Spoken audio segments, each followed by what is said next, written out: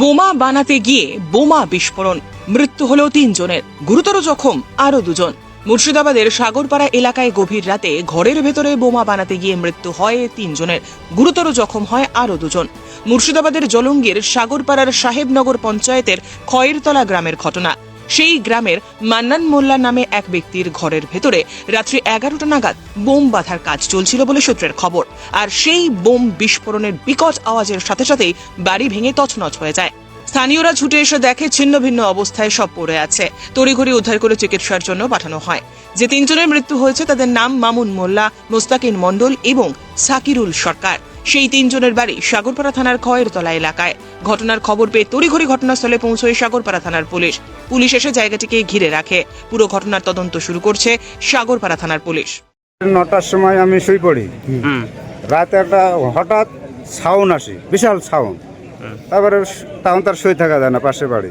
উঠলাম, উঠে যে দেখলাম, প্রথমে দেখলাম এই ঘরের ছাদ দেখে আমার আর কিছু দেখতে ইচ্ছা করেনি। যে ছাদ এরকম ভাঙিব, মানে সব উপরে ফাঁকা হয়ে গেছে। পাকা ঘরের ছাদ? হ্যাঁ, পাকা ঘরের ছাদ। তারপর তো ওয়াই দেখিয়ে তারপরে আর একজনকে যাই পাশে দেখছি, একজন সাকিরুল বলির নাম, অশোকের এক ছেলে, ওকে ধরে নিয়ে চিল্লাছে বাঁচাও গিরি। তোর দেখলাম এই হাফ টাপ নেই, চেহারাও চিনা যাচ্ছে না। ওয়াই দেখে আর আমার দেখতে কি করছিল ওরা? ওরা কি করছিল ওটাই তো বলতে পারবো না আমরা। শোনা যাচ্ছে যে বোমা বাজছিল। শুধু আওয়াজটা আমরা শুনতে পেয়েছি। এখন ওর মধ্যে কে ছিল, এই বোমের আওয়াজ। এখন এর মধ্যে ওরা কি করছিল, কে ছিল, কি ভালো মন্দ, ওই সব মন্দ তো আমরা জানি না। কি অনুমান করছেন, ওই বাড়ির ভিতরে কি বোমা বাঁধা হচ্ছিল? মনে হয় না হলে এখানে ওই যে সাউন্ডটা ওখান থেকে হয়েছে, নাহলে এত বড় একটা বাড়ি ছাদ করে পড়ে যায়। তার পুলিশ কি রাতে এসেছিল? পুলিশ কি? হ্যাঁ, পুলিশ রাত্রে আসছে। কজনকে নিয়ে গেছিল?